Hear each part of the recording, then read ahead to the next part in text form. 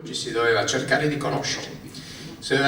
conoscere tempi fondamentali. Noi siamo oggi qui a recuperare anni e anni di tele di Penelope.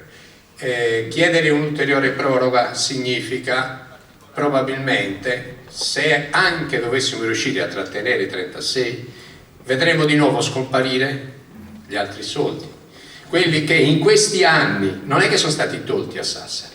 Sassari non li ha proprio avuti perché non era in condizione di spendere, sono andati direttamente non solo a Cagliari, perché il piano è un piano nazionale. Sono soldi che Sassari ha perso di fatto, anche se si è parlato di tela di Penelope. Noi vogliamo dipanare questa tela.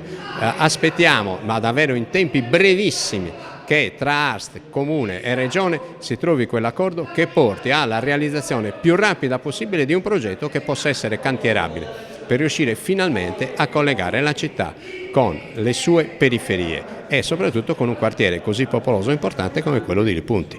Tutto il resto si farà, non è in contrasto. Il collegamento verso l'aeroporto, verso Alghero, verso Sosto non è alternativo in contrasto. Noi stiamo parlando al momento di linee urbane. Lo sviluppo delle linee metropolitane è un qualcosa che dobbiamo ottenere con quei finanziamenti che appunto riusciremo a ottenere se dimostreremo di essere capaci di spendere quelli all'interno della città.